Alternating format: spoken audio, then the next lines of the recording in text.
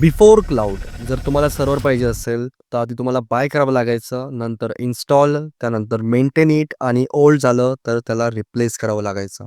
आणि एक separate IT team पण ठेवावी लागायची. पण स्टोरी इथेच संपत नव्हती. सर्व्हरसोबत नेटवर्किंग पण स्वतः मॅनेज करावी लागायची.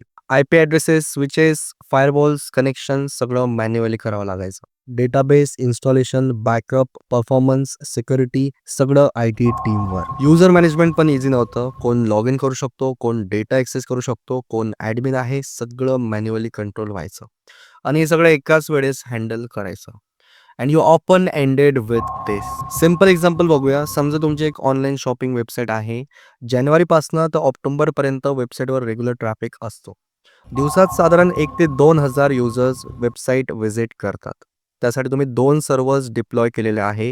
यामुळे वेबसाईट फास्ट लोड होते आणि प्रॉपर रिस्पॉन्स येतो.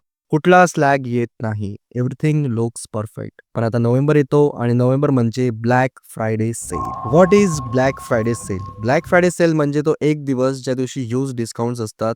टीव्ही, मोबाईल, वॉशिंग मशीन सगळं चीप रेटवर मिळतं.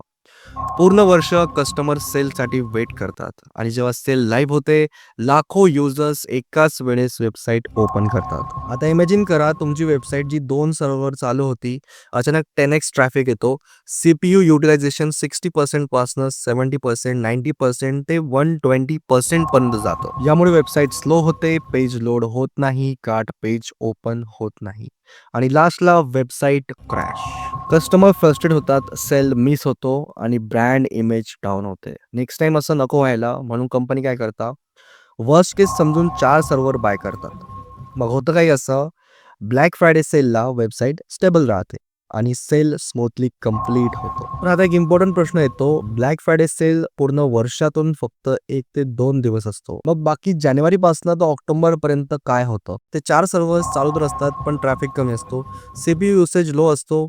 सर्व्हर चालू असतात, पण फुल्ली यूज होत नाही. ग्राफमध्ये जो रेड एरिया दिसत आहे, त्याला जर आपण बारीकीने बघितलं, तर तो एक गोष्ट क्लिअरली सांगतो आपल्याला, की धिस इज वेस्टेड मनी. इन्फ्रास्ट्रक्चरवर पैसा खर्च झाला, पण त्याचा प्रॉपर यूज झाला नाही. ट्रॅफिक फक्त काही दिवस होता, पण सर्व्हर्स पूर्ण वर्षभर पेड होते. आणि या प्रॉब्लेममधूनच क्लाउडची गरज समोर आली.